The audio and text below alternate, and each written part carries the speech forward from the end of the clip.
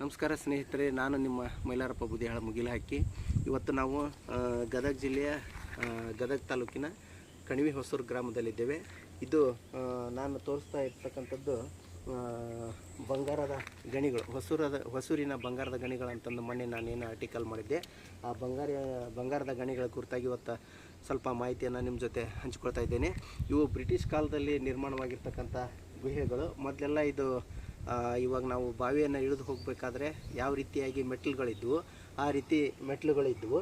ಈ ಸ್ಥಳೀಯವಾಗಿ ನಮ್ಮ ಜನರು ಏನು ಮಾಡಿದ್ರು ಅಂತಂದರೆ, ಇಲ್ಲಿರ್ತಕ್ಕಂಥ ಕೋಲಾರದ ಬಂಗಾರದ ಗಣಿಗಳು ಏನಿದ್ವು, ಆ ಬಂಗಾರದ ಗಣಿಗಳು ಆರ್ಥಿಕವಾಗಿ ನಷ್ಟವನ್ನು ಹೊಂದಿರತಕ್ಕಂಥ ಸಂದರ್ಭದೊಳಗೆ ಕ್ಯಾಂಪ್ ಏನಿತ್ತು, ಬಂಗಾರದ ಗಣಿಯ ಒಂದು ಕ್ಯಾಂಪ್ ಏನಿತ್ತು, ಆರ್ಥಿಕವಾಗಿ ನಷ್ಟವನ್ನು ಹೊಂದಿರತಕ್ಕಂಥ ಸಂದರ್ಭದಲ್ಲಿ ಇದನ್ನೆಲ್ಲ ಇಲ್ಲಿರ್ತಕ್ಕಂಥ ಒಂದು ಜನವಸತಿ ಪ್ರದೇಶದಂತೆ ನಿರ್ಮಾಣವಾಗಿತ್ತು.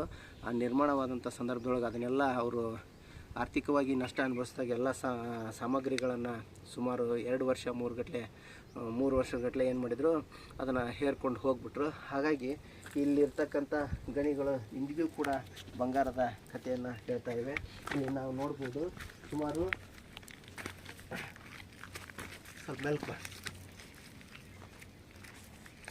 ನೋಡ್ಬೋದು. ಇಲ್ಲಿ ಸುಮಾರು ಈ ಕಡೆ ಕಟ್ಟಡ ಅದನ್ನೆಲ್ಲ ತೋರಿಸೋದು, ಈ ಕಟ್ಟಡ ಅದೆಲ್ಲ ತೋರಿಸೋದು, ಈ ಕಡೆ 2 ಕಡೆ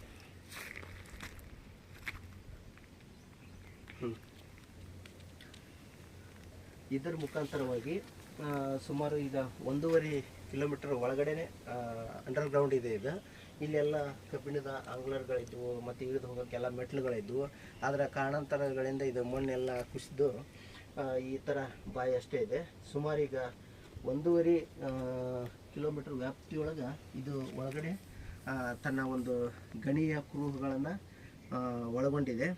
ಈ ಗಣಿಯ ಕುರುಹುಗಳು ಸ್ಥಳೀಯವಾಗಿ ಬರಗಾಲದಂಥ ಸಂದರ್ಭದೊಳಗೂ ಕೂಡ ಏನು ಮಾಡ್ತಿದ್ರು ಅಂತಂದರೆ, ಇಲ್ಲಿ ನಮ್ಮ ಸ್ಥಳೀಯವಾಗಿರ್ತಕ್ಕಂಥ ಜನರು ಇದರೊಳಗೆ ಹೋಗಿ ಅದಿರನ್ನು ತೆಗೆದುಕೊಂಡು ಬಂದು ತಮ್ಮ ಉಪಜೀವನವನ್ನು ನಡೆಸ್ತಿದ್ರು.